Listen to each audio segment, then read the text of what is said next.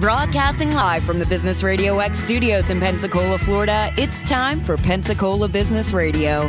Now, here are your Business Radio X hosts. Good morning, everybody. Keith over here, broadcasting live. I hope everybody is safe and dry today after Tropical Storm Alberto and then, of course, Memorial Day. But right now, I've got a character in my office with me, in our studio, I should say, who's here to talk about a little bit about what he does, but then a whole lot about entrepreneurship. And I figured, well, he's probably in the right studio to be doing that. So, good morning. Good Bob, morning. how are you? I'm doing great. Please introduce yourself to everybody. I'm Bob Bennett. I'm a founder of a company called Enviromation Incorporated. Founded in 1995 after working 25 years at Westinghouse. We're a global strategic business advisor. Okay. We acquire companies, projects, evaluate them around the world for typically large companies or governments. Okay. Or investment So somebody firms. want to do like an acquisition or a merger or something? If they want to find one. Okay. I'm a finder. There you go. All right. Or a new project. A lot of companies need new projects, and I'll go find them. All right. Scavenger hunting, huh? Scavenger hunt. Very cool. What's the coolest project you've ever found? You think, if you can even talk about them? Oh, they're all interesting. I guess one of the most interesting is I helped British Nuclear Fuels buy Westinghouse Nuclear. Very cool. That was A little scary. That was interesting. Yeah. That was very interesting. This is like the movies. He had jeeps and deserts and Shahs of Iran and stuff. Yeah, you're right smack in the nuclear fuel business. Yeah, that's crazy. That is crazy. Okay, so tell me about what does Westinghouse do? Out of curiosity. Well, Westinghouse was one of the largest electrical equipment manufacturers, just like GE. Mm-hmm. And I was in the nuclear business. We made nuclear power plants. In fact, we had a plant here in Pensacola. Yeah. Which I was at for many years. Yeah. And But now they've torn it down, right? GE's in there now. Okay.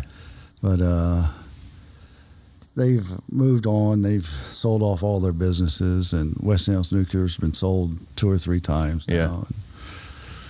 So not there anymore, huh? Not there anymore. Yeah, well, I can imagine that's pretty an industry that you either stick around forever, and you're the one guy, or you're done. Yeah, they made a mistake and they paid for it. Yeah, dearly, huh? They dearly Yeah. did. I noticed you have the EMyth with you. Is that that's when you refreshing your memory on, or? It's a book I just read. I just was over in Kenya working on a project, and I read it on the airplane. It's the best book I've ever read. On Yeah, it's pretty good, isn't it? Yeah, and I get mad at I don't like the business canvas model. Right. And Why? Too simple for you think? I don't think it works. And after reading this, it reinforced why I don't like it. Well, okay. So break it down for me, because I use the business canvas quite often. Really, I use it for problem solving more than I do business running. Well, I think that's good as a problem solving, help shape things out. You're right. Right. But it really doesn't start a business for you. Well, okay. And as Michael Gerber says in the EMyth, you just go out and do it. Right. Right. And then after you've done it, you worry about Then you go back and read the instructions? Then you go back and read the instructions, yes. And no one's going to do it for you. And Right. part of the whole business model canvas and entrepreneurship training, they sort of teach you if you go do all these things, suddenly a new business will start. Yeah. It doesn't work that way. Right. I've done 3 or 4 of my own. Yeah. I failed a couple times, so I understand. Yeah, I've been there. I understand it. I've been on that emotional roller coaster. But it's fun. Yeah, right. And it's one of those things where you don't want to go back to any other way. No. You know. So okay. So you just now read this though, because this has been out for a while, and it's Yes. obviously probably in the top 5 of books that any entrepreneur should read. I agree. This is It's anybody in business, really. I think. yes. Yeah, and more than once. It's one of those you read and then you can put down for a year and you pick it back up again because things change in your life and it kind of re-relates to it. So I've already come back to it. Have I you? got a couple dog ear pages. yeah, there you go. Good deal. But especially if you've been out there and done it, you go, oh, yes, he's right. I should have done that or Yeah. should have done this. And it's really good, I think, for somebody that maybe is in the first year of startup or beyond, not the 0th year. Right. Let them get a little green underneath them. Yeah. Yeah. What else have you done here in the entrepreneurial ecosystem that we were going to talk about? I do a number of things. One, when I moved back here about 4 years ago, I was surprised about the lack of information or the misinformation about our economy and economics and opportunities around here. Right. So I started writing a blog a year ago. I do a weekly blog to inform, educate, irritate, stimulate discussions on the economic development and entrepreneurship in Northwest Florida. Yeah. What's the name of your blog? It's panhandleprogress.com. Okay. And I'm now touch about 2,500 people, and about 600 read it every week. Very cool. Growing at about 50 a week. I've only been doing 8 months. But the whole idea is to put facts out there. If it's an opinion piece, I state it as opinion. The rest is facts. Right. So you think that there's a need for facts, huh? You think some things are misled here sometimes? Yeah, there's a lot of need for facts. We say we're really great at things, some things we're not. Right. Other things we completely overlook. Yeah. What do you think, like such as? Well, we really do have a great cluster of IT people here. Right, yeah. We got about 8,000 people. Mm-hmm. Yet we really don't push it. We talk about cyber, but we're not really doing pushing the other stuff, huh? We're the not robotics really, and the... Yeah, we're not really doing the high-level cyber. We're doing, the technician cyber. Mm-hmm. And we don't do much robotics, even though we claim we do. And IHMC is great, but they're really man-machine interface, not robotics. Mm-hmm. So a lot of this education. I've also gone out and mapped all the entrepreneur resources and what they do. We have over 90 of them in the Panhandle. Wow, really? I didn't know we had that many. And they're all in their little silos. Well, I do know. There's a lot of dot connecting that could happen around here.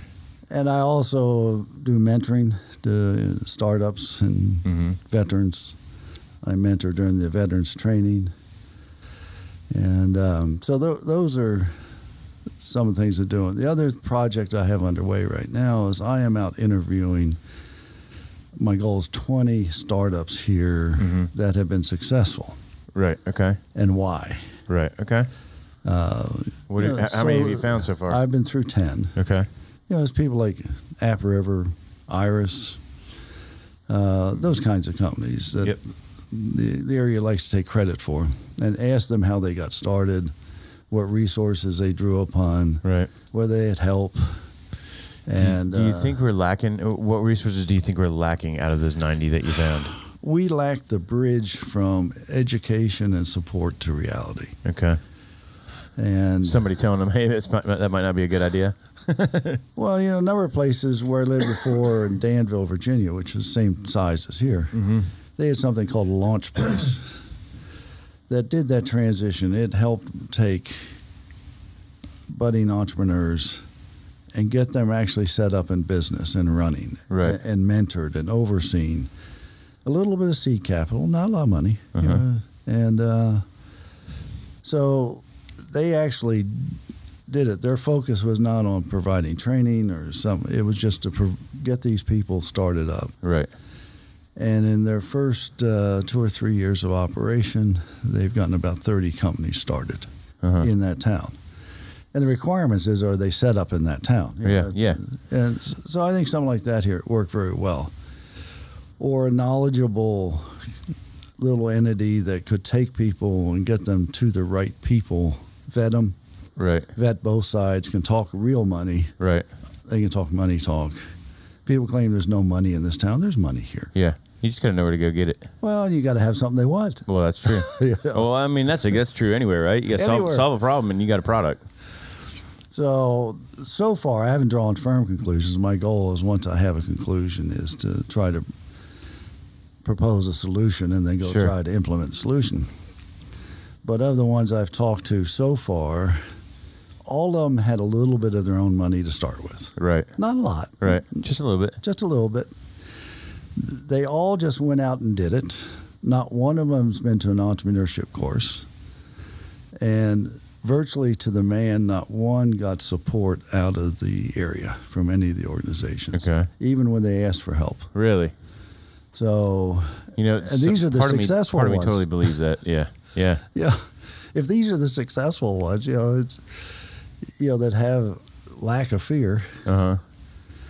And the other thing I see is a high level of fear of failure. And I think that's going to be anywhere, right? That's everywhere. That's the risk. And that's the generation today. Yeah. Generations today. I'm not picking on anyone. Right. But like I said, the answer is the same way I did. Just get out there and do it. You fail? Yeah, I failed. Fail fast, fail often, and fail first, right? Well, my worst is I failed after 7 years. I had a business I set up that made solar roofing tiles better and cheaper and more efficient than the ones out there now. Mm-hmm. And after 7 years... They didn't like you 7 years ago, though. Oh, we were there, but after we couldn't compete with the Chinese. After 7 years, we finally had to fold up our tent and go away. Yeah. And, that's a heartbreaking thing, isn't it? Yeah, it's a whole range of emotion to go through. Yeah, especially by then you've got it made. Theoretically, in year 7, you've made it through all the statistics, right? You're supposed to survive. You're supposed to survive. Yeah. What do you think we have too much of? If we had to take some of those resources and maybe reallocate them.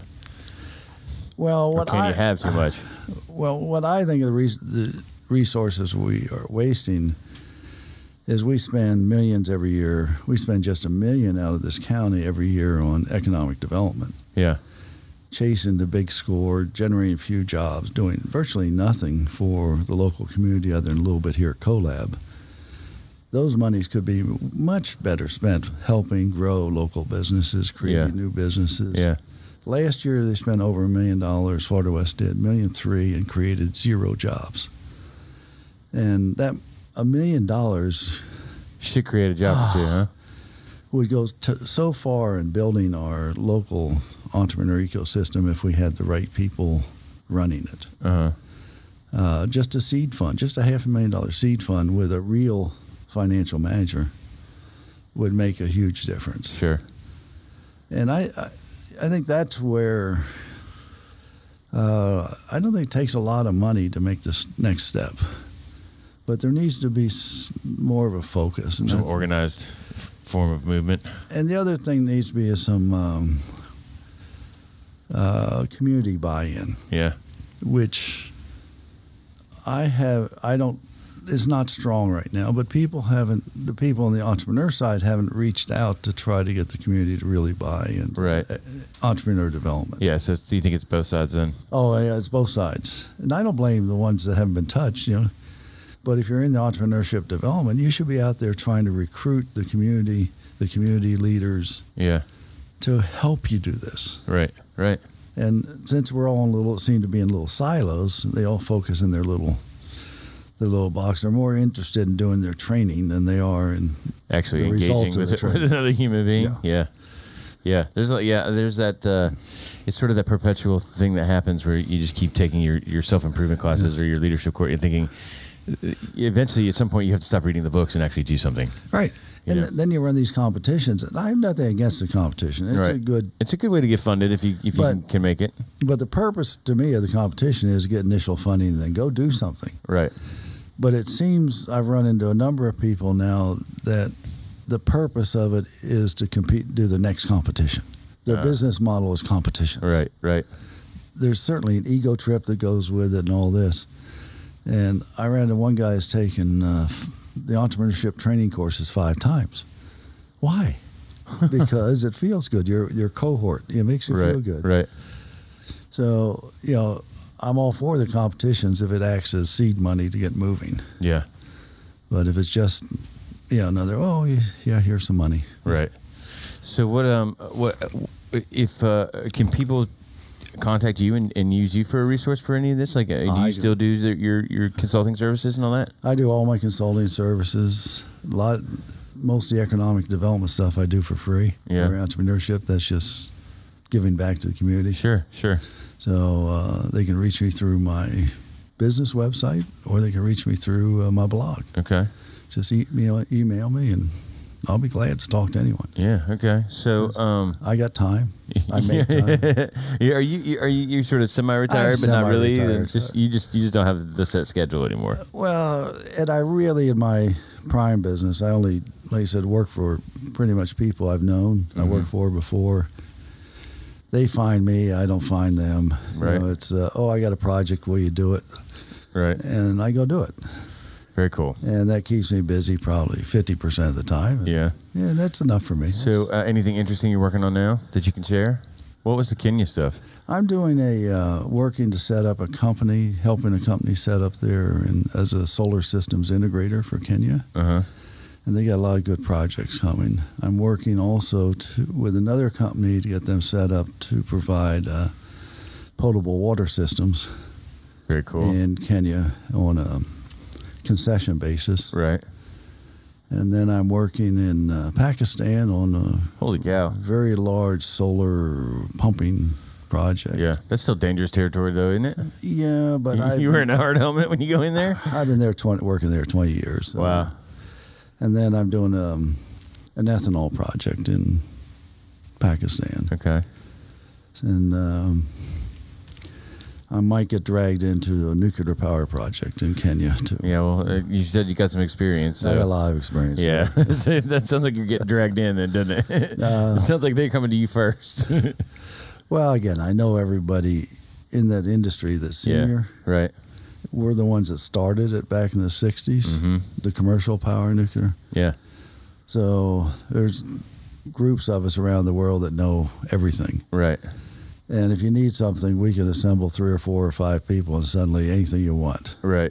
So there's a project going on in Kenya, and we're talking to them about providing them expert assistance. Right.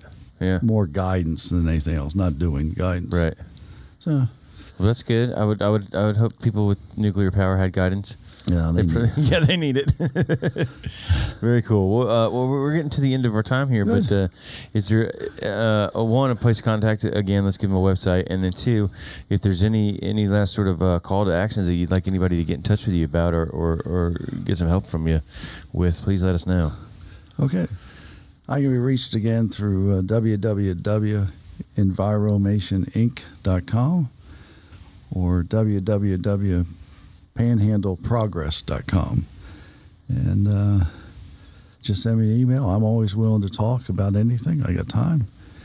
And I encourage everybody to read the EMyth Revisited.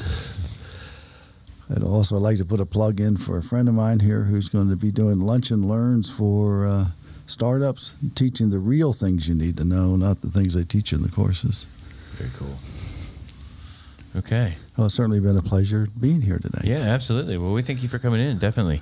You can find us at Pensacola RadioX on Twitter. You can find us at Pensacola VRX on Facebook, or you can find us on our website at PensacolaBusinessRadio.com.